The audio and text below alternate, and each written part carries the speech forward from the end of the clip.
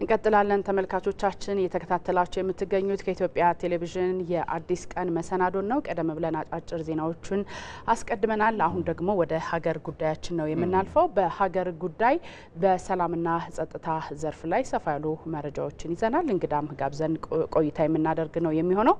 እንግዲህ ስለ ሰላም ሲወራ በእኛ በሰው ልጆች ዘንድ ከምን ተነፍሰው አየር እኩል ዋጋን ልንሰጠው የምንችለው ነገን አሻግረን በተስፋ ስንመለከት የምንኖረውን ዓለም ስናስብ ሰላምን አብሮ አለማሰብ አይቻልም። ተደጋጋሚ ይነገራል። የሰላም ዋጋው ተመን እንደሌለው ይነገራል። ነገር ግን ለዛ የምንሰራው ስራ ግን ምን ያህል ነው ብለን ስናስብ ነው ክፍተቱን የምናገኘው። ዋጋውን የሚረዳ አብዛኛው ሰው የሰላም እጦት በነበረባቸው አካባቢዎች የነበረ ሰው ነው። ሰላም በማጣት ምን ያክል ዋጋ እንደሚከፍል እና ዋጋም ከፍሎ ያየ ሰው ነው ሰላምን የሚናገረው እንጂ ሰላም እጦት ያልገጠመው ሰው ስለ ሰላም ዋጋ ያን ያክል ሊረዳው አይችልም እየተባለ ብዙ ጊዜ ይነሳልና ሰላም ደግሞ ከነገ ተስፋችን ጋር ብዙ ጊዜ ይተሳሰራል። ነገ ተስፋ አድርገን የነገን እቅዳችንን ለመፈጸም ከወዲሁ ውጥኖቻችንን በትልቅ ደረጃ ላይ የምናስቀምጠው ነገ ሀገራችን ወይም አካባቢያችን ሰላም ከሆነ ነገ እናደርጋለሁ ነገ ወዲያ ደግሞ ይሄን እናደርጋለሁ በሚቀጥለው አመት ይሄን ከውናለሁ የሚል ተስፋሽን የምትጭሪበት የምትሰንቂበት ሰላም ሲኖር ነው። ስለዚህ ሰላም ከሌለ ደግሞ የነገ እቅዶችሽን ስራዎችሽን ለማከናወን የምትቸገሪበት ነገር ይኖራልና እንደ ሀገርም ካሰብሽው ደግሞ በሰላም እጦት ምክንያት በርካታ መሰረተ ልማቶች መስተጓጎል ሲገጥማቸው እናያለን። በተለይ ኢኮኖሚውን ካየን ማህበራዊ ጉዳዮችን ካየን ሌሎችንም ደግሞ ሀገራዊ ጉዳዮችም የሀገራዊ እድገትንም እንዲሁ ካየን እንቅፋት ሲገጥሙ እናያለን። ኢኮኖሚውን ካየን እርሻን ማረሳችም ሰላም ከሌለ አብዛኛው የሀገራችን ኢኮኖሚ ደግሞ መሰረቱን የሚያደርገው በእርሻ ነው። ስለዚህ አርሶ አደሩ እንደፈለገ እንዲያርስ ከተፈለገ ሰላማዊ የሆነ እንቅስቃሴ እንደ ሀገር ያስፈልጋል ማለት ነው። የንግድ እንቅስቃሴዎች ከአካባቢ አካባቢ የሚሸጋገረው የሰላማዊ እንቅስቃሴ ሲኖር እንደዛ ካልሆነ ደግሞ የንግድ እንቅስቃሴዎች አይኖሩም፣ ይገታል። ይሄ በትልቁ ኢኮኖሚው ላይ ጫናው ትልቅ ነው የሚሆነው። ማህበራዊ ክንዋኔዎችም እንደዚሁ በትምህርት ዘርፉን ብትጅ በጤና ዘርፉን ብትጅ ሰላማዊ ካልሆነ ህፃናት መማር አይችሉም። ስለዚህ የተማረ ትውልድ ካልገነባች ደግሞ እንደ ሀገር ትልቅ ጫና ይፈጥራል ማለት ነው። ከዚህ በዘለለ ደግሞ በተለይ እንደ ሀገርም ደግሞ ጥቅል የሀገሪቱ ኢኮኖሚያዊ እድገት ላይ የሚፈጥረው ጫና ትልቅ ስለሆነ ሀገር እንደ ሀገር እንድትጎለበት ሀገር እንደ ሀገር እንድታድግና ከሌሎች ሀገራት ጋር ያላት አቅም ወይም ተገዳዳሪነትና ተወዳዳሪነትም እንዲጠነክር ከተፈለገ ሀገር ሰላም መሆን አለባት ማለት ነውና ሀገራዊ መግባባት ኖሮ በትልቁ የሚደማመጡ የሚተባበሩ በአንድነት የቆሙ ህዝቦች ያሏት ሀገር ከሆነች እንደ ሀገር ጠንካራ ሀገር መገንባት ያስፈልጋልና ሰላም በእጅጉ አስፈላጊ መሆኑን መረዳት እንችላለን። ትክክል ነው። በሀገራችን ባለፉት አመታት በተከሰቱ የሰላም እጦቶች በግጭቶች በርካታ ጉዳት እንደ ሀገር ደርሷል። በማህበረሰቡ ላይም ያሳደረው ተጽዕኖ ከፍተኛ ነው። እንደተባለው ማህበራዊ፣ ኢኮኖሚያዊ፣ ፖለቲካዊ ችግሩ ከፍተኛ መሆኑ ይታወቃል። በሰላም እጦት ምክንያት የሚመጣው ስነ ልቦናዊ ጫናውም ከባድ ነው። በግጭት የቆየ ማህበረሰብ፣ በጦርነት የቆየ ማህበረሰብ ወዲያው አገግሞ ለልማት የሚነሳበት ለእድገት የሚነሳበት መንገዱ ጠባብ ነውና የሰላም አስፈላጊነት እኛ እንደዚህ ስለተናገር ነው ብቻ ሳይሆን ማህበረሰቡ በእለት ተለት እንቅስቃሴው ያውቀዋልና ማህበራዊ የሆኑ ክዋኔዎችን በሚገባ ለመከወን ኢኮኖሚያዊ እድገትን ለማስመዝገብ ሀገራችን ከሌሎች የዓለም ሀገራት ጋር ለመወዳደር የምታደርገውን ጥረት ለማሳካት የግድ ሰላም ያስፈልጋል። ፖለቲካዊ የሆነውንም ስንመለከተው ከሌሎች ሀገራት ጋር ያለውን ዲፕሎማሲ በደንብ አስቀጥሎ ለመሄድ የሰላም ዋጋው ከፍተኛ ነውና ሰላምን እንዲሁ ሰላም ይምጣ ብሎ ከመናገር ባለፈ እያንዳንዱ ሰው የሰላም ስራ ለአንድ አካል የሚተው ወይ ለሆነ ሚኒስቴር መስሪያ ቤት ወይም ደግሞ ለመንግስት አካል ብቻ ትተነው የምናርፍ ጉዳይ ሳይሆን እያንዳንዱ ሰው ለሰላሙ መጨነቅ መቻል አለበት። እያንዳንዱ ሰው ስለ ሰላም ምን እየሰራው ነው የሚለውን ራሱን መጠየቅ መቻል አለበት። በእርግጥም የሀገር ሽማግሌዎች፣ የሃይማኖት አባቶች፣ ፖለቲከኞች በሰላም ጉዳይ የተለያዩ ስራዎችን እየሰሩ ይገኛሉ። ይህንን ስራ ግን በአንድ ወቅት ወይ የሆነ ግጭት ሲፈጠር ብቻ የሚናገሩት ሳይሆን በእለት ተለት እንቅስቃሴያችን የሰላምን አስፈላጊነት አብረን መውሰድ መቻል አለብን። እንግዲህ ዛሬ ኢቢሲ ይህንን ጉዳይ የሀገር ጉዳይ አድርጎ ዞት ሲመጣ ኢትዮጵያ የምትሻው ዘላቂ ሰላም እንዲሰፍን የሚመለከታቸው ተቋማትና መላ ኢትዮጵያ ደግሞ የበኩላቸውን ኃላፊነትና ድርሻ እንዲወጡ ለማሳሰብ እና ትኩረት እንዲሰጠው ጉዳዩ ለማድረግ ሁላችንም እንድንወያይበት እንድነጋገርበትና ሁላችንም የኃላፊነታችንን እንድንወጣ ለማስቻል ዛሬ የሀገር ጉዳይ አድርጎ ኢቲቪ ይዞት መጥቷል። የተለያዩ ጥንቅሮች አሉን። እንግዶችንም ጋብዘን በዚህ ጉዳይ ላይ ሰፊ መረጃዎችን ወደ እናንተ የምናደርስ ነው የሚሆነው። ቀዳሚ የምናደርገው ጥንቅር ነው የምናልፈው። የሲዳማ ብሔር ባህላዊ የግጭት መፍቻ ስርዓት አፊኒ ተብሎ ይጠራል። ብዙ አካባቢዎች ላይ እንደዚህ አይነት የግጭት መፍቻ ስርዓቶች አሉና ከነዚህ መካከል አንዱን ነው ዛሬ የምንመለከተው። የአፊኒ ስርዓት በሲዳማ ብሔር ውስጥ በተለያዩ ምክንያቶች የተፈጠሩ ግጭቶችና ቅራኔዎች በባህል አባቶች ፍርድ ውሳኔ የሚያገኙበት ነው። አዎ እንግዲህ ባህላዊ ስነ ስርዓቱ የሚፈጸምበት ቦታ ደግሞ ጉድማሌ የሚባል ሲሆን በዳይና ተበዳይ ቀርበው ሀሳባቸውን በሰከነ መንገድ በመደማመጥ ያቀርቡበታል። የባህል አባቶችም እንግዲህ የሀገር ሽማግሌዎች የተፈጠረውን ነገር መዝነው ፍርድ በመስጠት ፍትህን ያሰፍናሉ። ይህን ጉዳይ በተመለከተ ባልደረባችን አስረሳው ወጌሼ የአንፊ ስርዓት በሚካሄድበት ስፍራ ቅኝት አድርጓል። እሱን ተከታትለን እንመለስ። የሲዳማ ብሔር በተለያዩ ምክንያቶች ለተፈጠሩ ግጭቶች በባህላዊ መንገድ መፍትሄ እየሰጠ ዘመናትን ተሻግሯል። በዛሬው ዕለትም በክልሉ አንድ ቦታ ላይ ለተፈጠረ ግጭት መፍትሄ ለመስጠት አባቶች ተሰባስበው የበዳይና የተበዳይን ሀሳብ እያደመጡ ይገኛሉ። አጠቃላይ የዳኝነት ስርዓቱ ምንድነው የሚመስለው የሚለውን እንቃኛለን። ተከተሉን ተመልካቾች። ሰላም እንዴት ሰላም እንደምን አሉ? እንተዋወቅ እስኪ። ዳዊት ዳንግሶ ይባላልው። የሲዳማ ብሔራዊ ክልላዊ መንግስት የባህል ቱሪዝም ስፖርት ቢሮ የባህል ዘርፍ ኃላፊና ምክትል የቢሮ ኃላፊ ነኝ። የተለያዩ ግጭቶች አለመግባባቶች ሲከሰቱ በአፊኒ በሶንጎ ስርዓት ነው የሚፈታው። እዚህ ይሄ በሀቤላ ቱሎ ነው የሚባለው።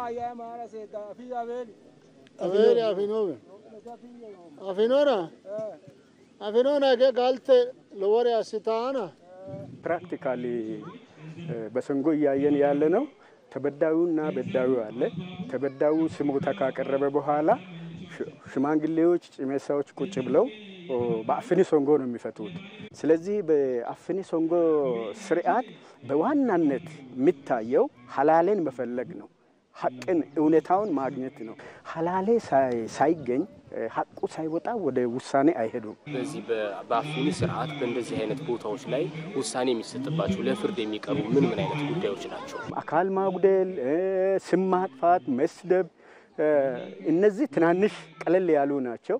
እስከ ነፍስ ማጥፋት ድረስ ነው በዚህ ሁኔታ የሚፈታውና አሁን ባየነው ሁኔታ ሽማግሌዎች ቁጭ ብለው ችግሮችን እየፈቱ ሰላምን የሚያወርዱበት እርቅን የሚያወርዱበት መንገድ ነው። በጣም አመሰግናለሁ። ተመልካቾቻችን አሁን ደግሞ በሲዳማ ክልል ወንሾ ወረዳ አቦ ወንሾ ስፍራ ላይ ነው የምንገኘው። በዚህ ስፍራ ላይ የሚሰጠው የባህላዊ ዳኝነት የዘመናዊ ህጉን በምን አይነት መልኩ ያገዘ ነው የሚለውንም በተመለከተ መረጃ የሚያጋሩን እንግዳም አሉ። ከሳቸው ጋርም ቆይታ እናደርጋለን። አብረን እንገባለን። እንደምን አለ? እግዚአብሔር ይመስገን። ሰላም ነው። መብራቴ መስፍን እባላለሁ። የሲዳማ ክልል ፍትህ ቢሮ ምክትል ቢሮ ኃላፊ ነኝ። ከጀርባችንም የአንድ ስርዓት እየተከወነ ነውና እሱ ምን ማለት ነው የሚለውን እስኪ እናንሳ። ይህ ቦታ ከ16ኛው ክፍለ ዘመን ጀምሮ በባህላዊ ስርዓት ዳኝነት እየተሰጠ የቆየ ቦታ ነው። ስለዚህ ይህ በስተጀርባችን የሚታየው ባህላዊ ዳኝነቱ አሰጣጡ ስርዓት ተበዳይና በዳይ መጥቶ ለሀገር ሽማግሌዎች አቤቱታቸው ነግሮ ጉዳያቸው የሚፈታበትን ስርዓት የሚያሳይ ባህል ነው በአሁኑ ሰዓት እየተከናወነ ያለው። በአጠቃላይ ከሲዳማ ክልል ከክልሉ ውጪ ያሉም ተበደል ኩባዮች መጥቶ የሚያመለክቱበት ነው።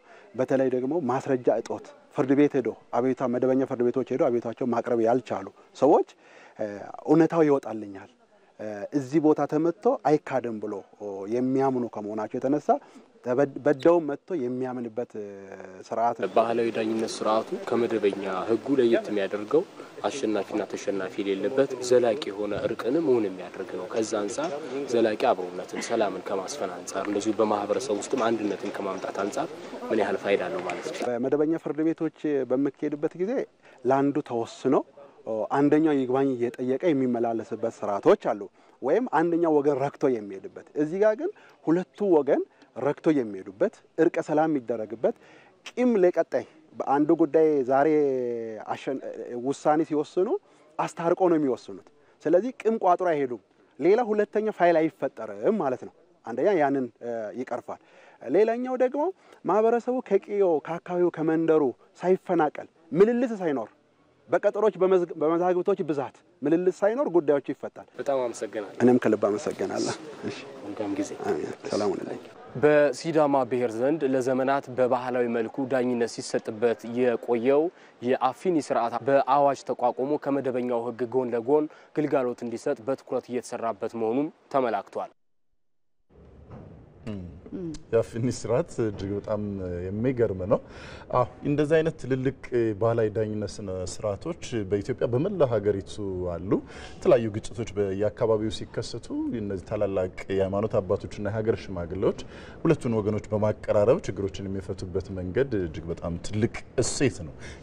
ለሰላምም ያላቸው ዋጋ አበርክቶ ከፍተኛ ነው። እያንዳንዱን ጉዳይ ሁሉም ጉዳይ ፍርድ ቤት ላይ አይቀርብም አይደለ? በባህላዊ ዳኝነት ጉዳዮች የሚፈቱበት ነገር አለና ይሄ ከትንንሹ ግጭት ጀምሮ ይሄ አድጎ ከፍተኛ ጉዳት የሚያስከትለውንም ግጭት ለማስቀረትና ለመፍታትም እንደዚህ እንደ አፊኒ አይነት ባህላዊ የእርቅ ስራዎች በደንብ መጠናከር እንዳለባቸው የሚያሳየን ይመስለኛል። እንግዲህ እንደዚህ አይነት ስነ ስርዓቶች ያለን ህዝቦች ደግሞ አልፎ አልፎ የሚፈጠሩ ቅሬታዎችን በደንብ ተጠቅመው መፍታት ያስፈልጋል። እስኪ ወደ ሌላኛው ጉዳያችን እንለፍ። በምስራቅ ወለጋ ሰላም በመምጣቱ ማህበራዊና ኢኮኖሚያዊ እንቅስቃሴዎች ወደ ቀድሞ እየተመለሱ መሆናቸውን ነዋሪዎቹ ገልጸዋል። ነዋሪዎቹ በአካባቢያቸው የመጣውን ሰላምና ልማት ቀጣይነት እንዲኖረው ነፍጥ ያነገቡ ኃይሎች የቀረበላቸውን የሰላም ስምምነት እንዲቀበሉም ነው ጥሪያቸውን ያቀረቡት። ዘገባው የምስራቅ ወለጋ ዞን ኮሚኒኬሽን ጽህፈት ቤት ነው። መሐመድ አልቃድር ደግሞ ያቀርበዋል። በኦሮሚያ ክልል በምስራቅ ወለጋ ዞን ባለፉት ዓመታት በነበረ የጸጥታ መደፍረስ የማህበረሰቡ ሰላም ተናግቶ ዜጎች ንብረታቸው ወድሞ በርካቶችም ህይወታቸውን አጥተዋል። በዚሁ የጸጥታ መደፍረስ ገፈት ቀማሽ ከነበሩት አንዷ የምስራቅ ወለጋ ዞኗ አንገርጉቴ ከተማ ነበረች። አንገርጉቴ ከተማን ጨምሮ በምስራቅ ወለጋ ዞን ሰላምና መረጋጋትን ለማምጣት የሀገር መከላከያ ሰራዊት ከዞኑ የጸጥታ ኃይሎች እንዲሁም ከማህበረሰቡ ጋር በመቀናጀት በርካታ ስራዎችን ሰርቷል። በዚህም ሰላም ሰፍኗል ሲሉ ነዋሪዎቹም ይናገራሉ። በከተማችን 2015 እስከ 2016 የጸጥታ ሁኔታ ጥሩ አልነበረም። በአሁኑ ጊዜ ግን ጸጥታው ከሞላ ጎደል ጥሩ ሁኔታ ላይ ነው ያለ። ልማቶችም እየተሰሩ ነው ያሉ። በአሁኑ ጊዜ ከበፊቱ በጣም የተሻለና ተማሪም ሆነ ነጋዴ በአብዛኛው ሰላሙ ስለተመለሰ ወደ ስራው ተመልሶ ሰው ነጋዴው ንግዱን ደግሞ እንደገና መንግስት ሰራተኛው በተረጋጋ ሁኔታ ስራውን ተመልሶ እንደተሰራ ነው ያለው። በአካባቢያቸው የመጣውን ሰላምና ልማት ቀጣይነት እንዲኖሩ እንደሚሰሩ የገለጹት ነዋሪዎቹ ሰላምን ማስጠበቅ ይገባልን ብለዋል። የህብረተሰቡ እንግዲህ ከመንግስት ጎን ሆኖ ሰላሙን ለማስጠበቅ መጀመሪያ የህብረተሰቡን እንቅስቃሴ ይፈልጋል። ስለዚህ ህብረተሰቡ ማንም ለሀገሩ ዘብ ቆሞ ሰላምን ለማምጣት ከመንግስት ጎን መቆም አለበት። የአንገርጉቴ ከተማ ከንቲባ ደረጃ በየነ በከተማዋ የተረጋጋ ሰላም መኖሩን ገልጸው ይህንን ሰላም ማስቀጠል አለብን ያሉት የአንገርጉቴ ከተማ አስተዳደር ከአሁን በፊት ችግር ነበረባት። አሁን ግን በጸጥታው ላይ፣ በፖለቲካው ላይ፣ በልማቱ ላይ በተሰራው ስራ አንጻር ከተማችን በሰላም የተረጋጋ ሰላምና የህዝብ ለህዝብ ግንኙነት ተጠናክረው አሁን አንጻራዊ ሰላም ያለ መሆኑ ነው። 9 እና ከዛ በላይ የሆነ ብሔር ብሔረሰቦች ናቸው ያሉት። እነዚህ 9 ብሔር ብሔረሰቦች በፍቅር ተዋደው ተከባብረው ተቻችለው አብረው እየኖሩና አብረው በልማት ስራ ላይ በጸጥታ ማስከበር ስራ ላይ በጋራ ተከባብረው እየሰሩ ያሉበት ሁኔታ ነው። ከተማችን ህዝብ በሰላም ወጥቶ በሰላም እየገባ ልማቱን እያከናወነ ያለበት ሁኔታ ነው ያለው። አሁን በከተማችን በአጠቃላይ ሰላም ነው ያለው። ይህንን ሰላም ለማስቀጠል ሁሉም በጋራ በሰላም ላይ መስራት የመጀመሪያ ቀዳሚ አጀንዳው ነው ማለት ነው። ነዋሪዎቹ ነፍጥ ያነገቡ ኃይሎች የቀረበላቸውን የሰላም ጥሪ ተቀብለው ወደ ሰላማዊ ህይወት እንዲመለሱም ጥሪያቸውን አቅርበዋል።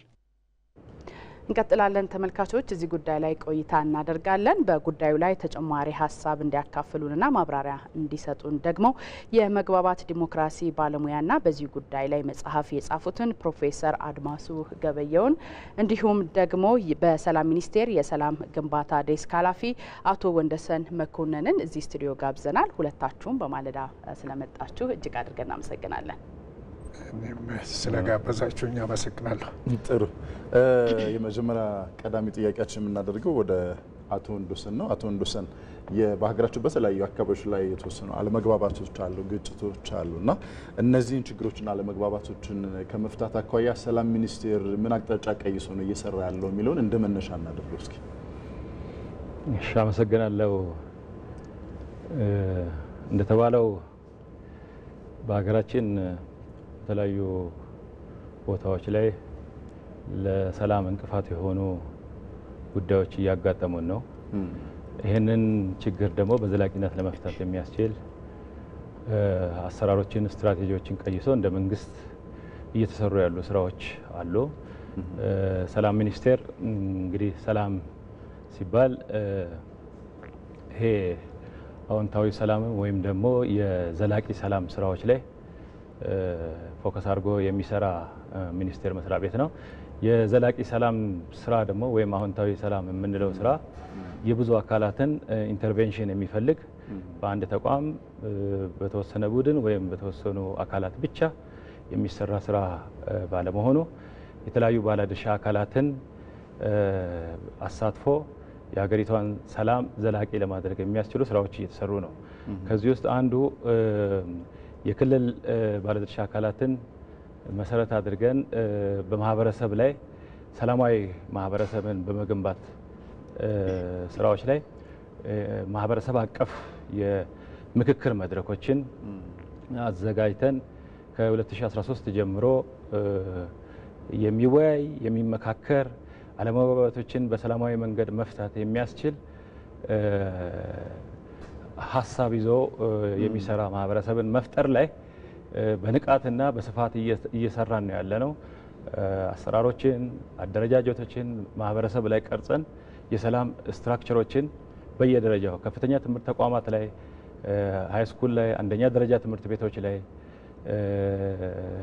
የሰላም ስትራክቸሮችን አቋቁመን ሰላማዊ ማህበረሰብን በመገንባት ረገድ እየሰራን ነው ያለነው።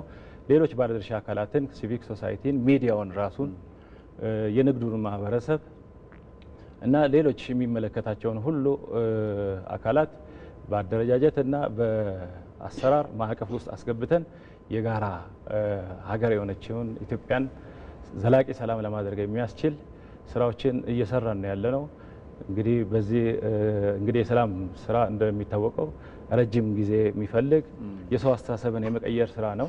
የሰው አስተሳሰብን የመቀየር ስራ ደግሞ በተወሰኑ ጊዜ የሚመጣ ውጤት አይደለም እና የረጅም ጊዜ ጥረቶችን ይፈልጋል። በዚህ ረገድ ትላልቅ ስራዎችን እየሰራን ነው። ወጣቶች ላይ ወጣት የሰላም በጎ ፈቃድ ፍንጮች ግን እየታዩ ነው። አሁን ለምሳሌ ይሄንን ጉዳይ እየሰራችሁ እንደሆነ አነሱልን በዝርዝር ምን ተግባራትን እያከናወናችሁ እንደሆነ ውጤቱ ምን ያክል ነው ማለት እንችላለን? አሁን ላይ ያለው ተስፋ ሰጪ ውጤቶች አሉ። አሁን እንደሚታየው አብዛኛው የሀገሪቷ ክፍል በሚወራው ደረጃ አይደለም፣ ሰላም ነው። የተወሰኑ ቀበሌዎች አካባቢ ላይ እንግዲህ ለሰላም እንቅፋት የሆኑ ጉዳዮች የታጠቁ ኃይሎች የሚንቀሳቀሱበት ሁኔታ ሊኖር ይችላል። እሱም የጊዜ ጉዳይ ነው። እነዚህ የታጠቁ ኃይሎች ወደ ቀልባቸው ተመልሶ ወደ ሰላማዊ ድርድር ሲመጡ ሁሉም ነገር መልክ ይኖረዋል። እንግዲህ ምንም ግጭት፣ ጦርነት ፋይናሊ የሚጠናቀቀው በሰላም ነው፣ በውይይት በድርድር በሽምግልና ነው እና እንደ ሀገር ብዙ ዋጋ ሳንከፍል የሰው ሕይወት ሳይጠፋ ወደ ሰላም እንድንመጣ የሚያስችል አስተሳሰብ ሊኖረን ይገባል ነው። እሱን ምን እናድርግ የሚለውን ወደ ኋላ እንመለስበታለን። አጠቃላይ አሁን ሁሉም ማህበረሰብ ስለ ሰላም ምን መስራት አለበት የሚለውን መልሰን እንመጣበታለን። ከፕሮፌሰር ጋር ደግሞ ትንሽ ቆይታ እናድርግና ፕሮፌሰር እንዲያው ሀገራችን ኢትዮጵያ በተለያዩ ጊዜያት የተለያዩ አይነቶች ግጭቶችን አስተናግዳለች። በዚህም ከፍተኛ የሆነ ኪሳራ እንደገጠማት ይታወቃልና እንዲያው የግጭቶቹ መነሻ ምን መልክ አላቸው፣ ምን ገጽ አላቸው የሚለውን እስኪ እንመልከተው። ትክክል ነው። ግጭት አሁን አይደለም የተጀመረው። ታሪካችን ውስጥ በርካታ ግጭቶች አሉ። የግጭቶች ደረጃ ደግሞ እስከ መጋደል የሚያደርስ በመሳሪያ ድረስ የሚያደርስ ነው። አሁን የምላቸው ግጭቶች ዋና መሰረታቸው ፖለቲካዊ ነው። ስልጣን ለመያዝ የሚደረግ ትግል ነው። በዚህ ሂደት ውስጥ እንዳልኩት በታሪካችን ውስጥ አንድ ወገን አንድ ስልጣን ላይ የወጣ ወገን የወጣ መሪ ወይ በጠመንጃ ይወርዳል ወይም ደግሞ በሞት በተለያየ ምክንያት ቢለይ የሚተካው ሰው በፍልሚያ ነው ወደ ስልጣን የሚመጣ የነበረው እና አሁን በዘመናችን ስናየው እንደ ድሮ ስልጣን ይገባኛል የሚለው በነገስታት ጊዜ እንደነበረው የዚህ ዳይናስቲ ነኝ የዛ ዳይናስቲ ነኝ የሚል ሳይሆን ሁሉም በተለያየ መንገድ ስልጣን ይገባኛል ብሎ ይነሳል። ማንም ዜጋ መብቱ ነው። ግን ያንን ፍላጎቱን ዳር ለማድረስ እሱና መሰሎችን ሰብስቦ በጠመንጃ ስልጣን ለመውሰድ መታገል እጅግ ጊዜው ያለፈበት አስነዋሪ ነገር ነው። በአሁኑ ዘመን የምናወራው ልናወራም የሚገባን ስልጣንን በዲሞክራሲያዊ መንገድ ከባለቤቱ ከህዝብ ባደራ በውክልና መያዝ ነው። ሌላ አማራጭ የለውም። አሁን የደረስንበት ዓለም ስልጣን የህዝብ ነው ብሎ በዚህ መሰረተ ሀሳብ ተግባብቶ ነው የሚሰራው። እኛም የተለየን አይደለንም። እንደ ማንኛውም ሀገር ህዝብ ኢትዮጵያ ህዝብ የስልጣን ባለቤት ነው ብለን መቀበል አለብን። ስልጣን የሚፈልግ ሁሉ በኢትዮጵያ ህዝብ መሰረት ስልጣኑን ከኢትዮጵያ ህዝብ በአደራ በውክልና ነው የምረከበው ብሎ ከዛ መነሳት አለበት እና ይሄንን በውስጣችን ካላሰረጽ በእኔ በኩል ሰላም የሚባል ነገር አይኖርም። ውስጣችንን ማጥራት አለብን። ከህዝብ በአደራ በውክልና ስልጣን ለማዝ ደግሞ ጠመንጃ የሚባል ነገር ምንም አማራጭ ሊሆን አይችልም። ችግሮች በሌሎች ሀገራት የሚከሰታሉ። እንደ እኛ ሀገር ብቻ የሚከሰት ነገር አይደለም እና ሌሎች ሀገራት እንዴት ነው እየፈቱት ያለው ችግራቸው? ሌሎች ሀገሮች እኛ የገባንበትም አይነት ሁኔታ የገቡ ነበሩ። መንገዳቸውን ጠርገው የተሻለ ደረጃ የደረሱት አሁን ያልኩትን ነው። በፖለቲካ ሰዎችና ሰዎች መጣላት የለባቸውም።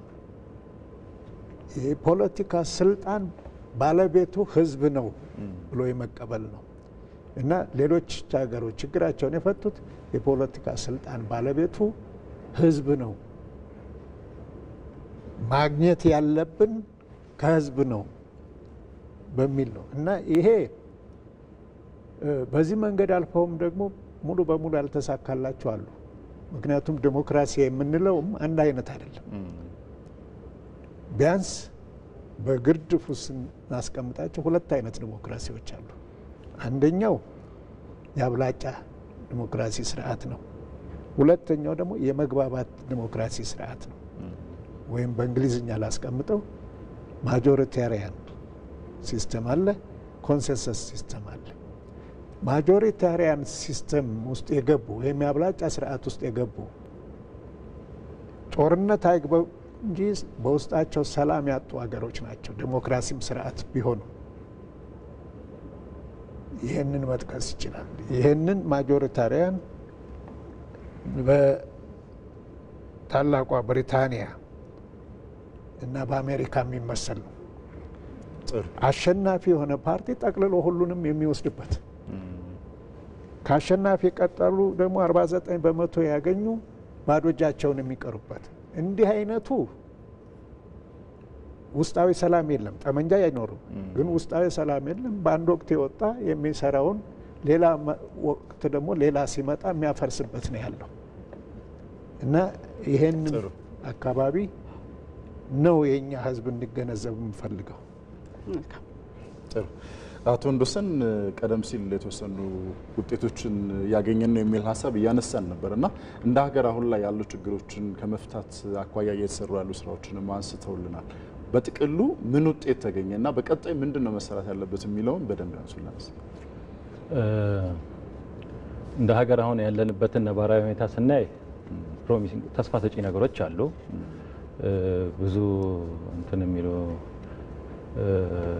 ስጋት ውስጥ የሚከቱን ነገሮች አሉ ብዬ አላምንም።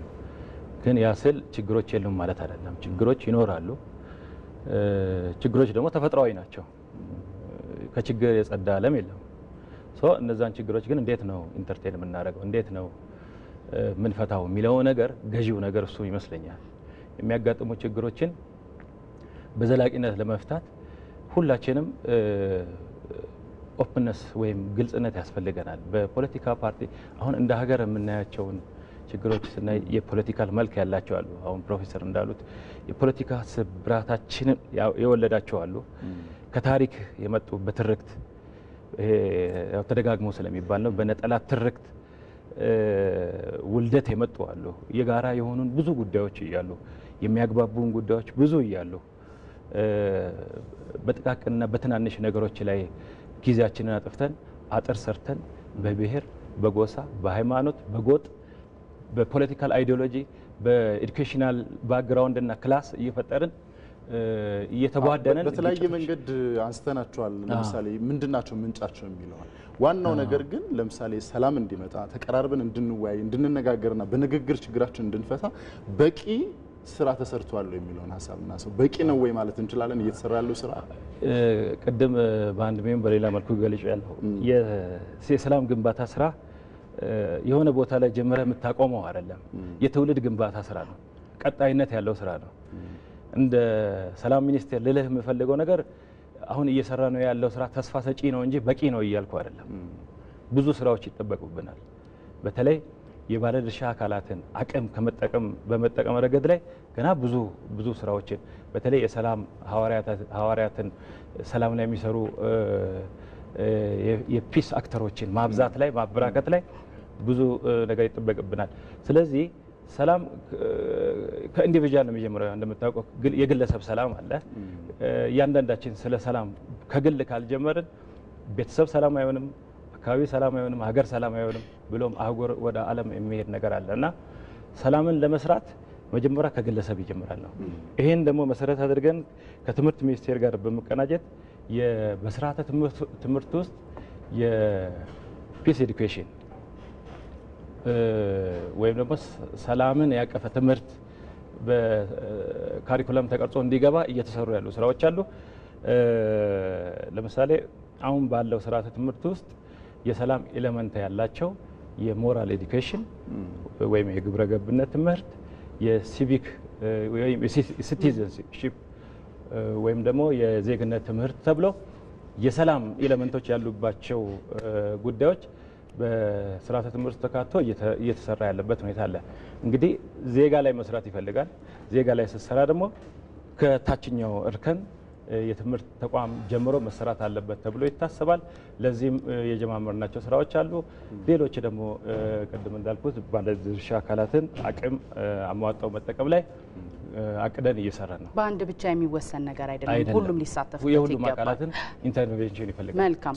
ወደ ፕሮፌሰር እንመለስና ፕሮፌሰር እንደ ሀገራችን አሁን ዘላቂ ሰላምን ለማጽናት የጀማመረቻቸው በርካታ ስራዎች አሉና እነሱ ውጤት እንዲያመጡ ሰዎች በንግግር በውይይት እንዲያምኑና ሰላማችን እንዲጠበቅ ከማን ምን ይጠበቃል፣ ምን መደረግ አለበት የሚለውን እስኪ እናንሳው። ቅድም እንደጀመርኩት መጀመሪያ መንገዳችንን ለይተን መያዝ አለብን። ብዙ ለመጓዝም ባጭሩ ለመቅረትም ዝሮ በየት አቅጣጫ ነው የምንሄደው የሚለውን በትክክል ማወቅ ይኖርብናል። በእኔ እምነት መሰረታዊ የሆኑ ነገሮች አሉ። የግድ ልንለውጣቸው የሚገባ ሁላችንን የሚያስማማ ፖለቲካዊ ስርዓት ለመመስረት አለበለዚያ አሁን ህገ መንግስት ውስጥ ያሉት በአጠቃላይ በብዙ ምሁራን ጭንቅላት ውስጥ የማየው ውሃ ቢወቅጡትም ቦጭ ነው፣ የትም አያደርስም። መሰረታዊ የሆነ ውስጣዊ ሰላም የሚፈጥር በድምሩም ዜጎችን በሙሉ አቀራርቦ እንዲቀራረቡ፣ እንዲነጋገሩ፣ እንዲወያዩ፣ እንዲመካከሩ የሚያስችል ስርዓት መፈጠር አለበት። ተቋማዊ በሆነ መልኩ በተደራጀ መልኩ መፈጠር አለባቸው። ይሄ ከሆነ አሁን የያዝናቸው ነገሮች የምንሄድባቸው መንገዶች ችግራቸው ምንድን ነው ሲባል ጥቂቶችን ብቻ መጥቀስ ይችላል። የተረፈውን መጽሐፍን ማንበብ ይቻላል፣ በኢንተርኔት ማግኘት ይቻላል። የመግባባት ዲሞክራሲ ብሎ ማንም ሰው ሊያነበው ይችላል። በአማርኛ ነው የተጻፈው እና አንኳር አንኳሮችን ልጥቀስ ብል አንደኛ የሀገራችን የምርጫ ስርዓት ከወዲሁ ተስማምቶ ለመኖር የሚያስችለውን ነገር የዘጋ ነው። ለምን? የተወዳዳሪዎች በውክልና ከህዝብ ስልጣን ለማግኘት የሚፈልጉ ወገኖች ትንሽ ብልጫ ካላቸው ጠቅልለው ስልጣን የሚይዙበት መንገድ ነው ያለው ስርዓቱ። የምርጫ ስርዓታችን ተመጣጣኝ ውክልናን መቀበል አለበት። ሁሉም ባገኘው ልክ ከህዝብ ባገኘው ድምፅ መሰረት ባሉ ስልጣኖች እንዲጋራ መሆን አለበት። ይሄ ካልሆነ 50.1% ያገኘው ወገን ጠቅላላ የሀገሪቱን ፖለቲካ እንደፈለገ የሚቆጣጠር ከሆነ 49%ዎቹ ኩርፊያ ነው ያለው፣ ሁልጊዜ መተንኮል ነው ያለው። ይሄ በሽታ በሌሎች ሀገሮች እያየነው ነው። ስለዚህ ግልጽና አሳታፊ የሆነ የፖለቲካ ስርዓትን መዘርጋት ያስፈልጋል። እሱ ሁለተኛው ላይ የሚመጣ ነው። መጀመሪያው ቁልፉ በሩ የፖለቲካ ስልጣን ለመያዝ ምርጫ ስርዓቱ መለወጥ አለበት። ሌላኛው በተመጣጣኝ ውክልና ከገባህ አንድም መቀመጫ ቢሆን ያላቸው ወገኖች ከሌላው ጋር አንድ ላይ ሆነው አገርን ይመራሉ፣ ስልጣን ይይዛሉ። ይሄ ግልጽ፣ አሳታፊ፣ ማንንም የማይገፋ ማንንም ከሌላው ያለ አግባብ የማያበልጥ አገሪቱ የሁሉም መሆኗን የሚያረጋግጥ እና ከላይ እስከታች ባሉ እርከኖች በዚህ መልኩ የተደራጀ በየአቅጣጫው ያሉ ወገኖች ስልጣንን በአግባቡ የሚካፈሉበት፣ ስልጣንም ደግሞ ገደብ ያለው አንድ ስልጣን በአንድ ግለሰብ ላይ ወይም በአንድ ተቋም ላይ የተቆለለ ሳይሆን ሁሉም በልኩ የሚሆንበት ስርዓት መፈጠር አለበት። መልካም። ያው የሰላም ጉዳይ እንዲህ ባንዴ ብቻ ቀደም ሲል አቶ እንደሰን ሲናገሩት ነበረ፣ ባንዴ ብቻ አውርተነው ወይ የሆነ መረጃዎችን ሰተን የምናቀመው ጉዳይ አይደለም። በተለያዩ የዜና ወጃዎቻችን ዛሬን ጨምሮ በዜና ኢትዮጵያ እንዲሁም ደግሞ በምሽት 57ም ሌሎች እንግዶችን ጨምረንበት በርከት ያሉ መረጃዎችን የምናጋራ ነው የሚሆነው። ለአሁኑ ግን የመግባባት ዲሞክራሲ ባለሙያ በዚህ ጉዳይ ላይ ደግሞ መጽሐፍ የጻፉት ፕሮፌሰር አድማሱ ገበየውና በሰላም ሚኒስቴር የሰላም ግንባታ ዴስክ ኃላፊ አቶ ወንዶሰን መኮንን በማለዳ መጣችሁ ለሰጣችሁን ማብራሪያ እጅግ አድርገን እናመሰግናለን። መልካም ቀን።